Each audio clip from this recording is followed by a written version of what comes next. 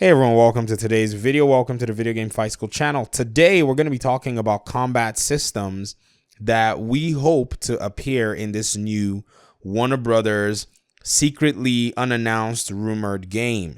Now, there are three standards that we can use. I'm going to immediately dispatch of Batman Arkham Asylum because that was kind of the first combat system and everything is kind of built and based upon it. So the three that we have in terms of discussion will be Arkham City, Arkham Origins, and Arkham Knight. Now, this is where things are going to get a little heated for a lot of people. In terms of the combat systems of all three, you can't, argue and say that Arkham Origins comes to par with a lot of them, but at the same time, you have to say Arkham Origins is good enough to just come in the list, but there are specific systems in Arkham Origins that I actually want to address and just kind of, put to light and see that actually has a competitive side to it. So in terms of Arkham City's content or combat system was actually very good. Sounds, the way Batman moved, the way he broke and smashed bones, the way he, took on NPCs, all those things were kind of cool. Takedowns were a lot more organic. There wasn't a lot of fluff. It was kind of, kind of adding a little bit of flesh to the bare bones that Arkham Asylum was.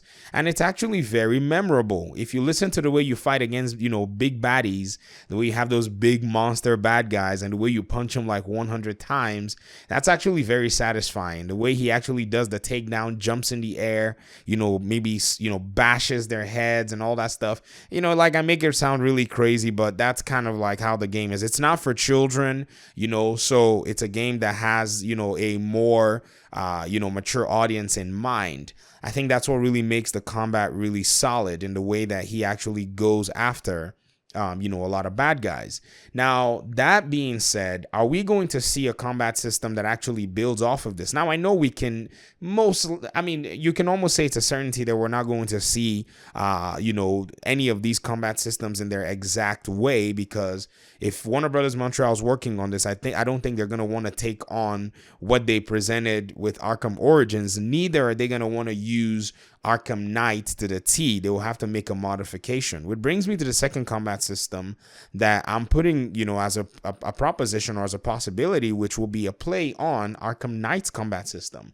Arkham Knight's combat system had, in my opinion, the best free flow, the best fluidity, the way Batman moved and the way he actually, moved himself from place to place. You can do all kinds of stuff. You can counter in between different moves. It's actually very, very good in every estimation that you want to put it. If you look on this channel, I have a 24-minute fight sequence on Arkham Origins where I just literally say Arkham Origins, I'm sorry, Arkham Knight, where I literally fight this continuous wave of bad guys. I think it's Teen Titan or something like that, at a rooftop in one of the combat maps, and I just fight for 24 minutes because that's how enjoyable this thing is. And for those of you who are contemplating playing the Arkham games on PC, I invite you to go ahead and try them. They're actually right now less expensive than many other games, and because you're an Arkham fan, what's going to stop you from playing the game for the nth time? So that combat system is actually really good. The way Batman interacts with the different enemy types, I think that's another thing that actually comes into play. The way he deals with heavies, if we're going to have heavies in this next game, I think we will. All the games have had some kind of heavy AI mechanic, and so this is the other one that I'm actually putting up for vote. And then finally, I'm putting Arkham Origins, which, as you guys know on this channel, is actually my favorite of the Arkham games because of many things. I guess I haven't really done a huge or better breakdown. I've done one, but I think there are many more things that makes the game, to me, very fun. And its combat system, on the bare bones, doesn't necessarily seem so great until you start looking much deeper within the way they actually have the combat factions and the enemy factions and their combat systems. So we start out first of all with the iconic Deathstroke combat scene where you fight this almost mini QTE style boss fight where, some of the things are controlled, some of the actions seem to be much more repeated and in a sense almost generic, but the way the camera angle and the feel of both characters are, the way you move around, kind of makes it puts you more in a situation. As a third person game, it's difficult for you to kind of make yourself to be more immersed in the game. First person games already automatically have that camera in your face, but from the third person, there's a way that you have to do it. And I think Arkham Origins pretty much showed us the way, how you can do a third person based brawl with a bad guy. And then you also have the ninja factions who also fight with this, weird style. They're not necessarily the ninja, but they're this if you look at the combat maps, Tagokure, Ryu, and all that stuff, where you're fighting like all these, I don't know, folk that have like this kind of movement system where they can weave and bob and dodge, your moves. In melee combat, they're not using swords. You have the different ones. You have the ninjas that use the swords, but then you also have the other, bad guys that also weave and bob and they fight in a different way. That makes Arkham Origins combat system also very dynamic and fun. And then you also look at the way they brought the mechanic to, they pretty much took a little bit of Robin's mechanic. I can't say that they didn't really do that in terms of Deathstroke.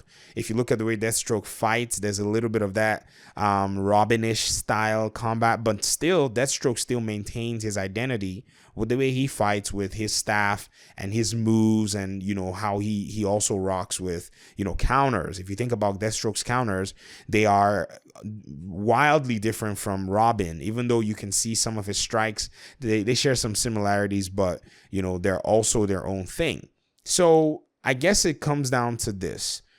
In your opinion, as an Arkham fan, which combat system do you think will be much more conducive for them to build off of? Because as much as we may say they have to, they'll probably reinvent a whole new combat system, I don't think that's the case. I think building off the existing combat systems will provide some familiarity. Even though it's been 8 years, it's 8 years, but people are still constantly playing their games, and control systems, they don't want to really move away from those control systems because they've actually quite, in my opinion, harnessed them down to be very, very good. I think by Arkham Knight, the entirety of the control systems in terms of the fighting was actually great. But in fact, Arkham Origins, was also good, but I would have to give credit where credit is due. The Arkham Knight does have the more fluid combat, while Arkham Origins provides a lot of twists and turns and a lot of dynamics, while Arkham, City is kind of like the bases, just a better base than Arkham Asylum. So let me hear what you think in the comment section below. Let's have this conversation, and I guess we'll be talking about this down the road. Hopefully we see some kind of a reveal. Hopefully we know what's going on very soon, but keep your fingers crossed. And I guess I'll see you in the next video. Peace out.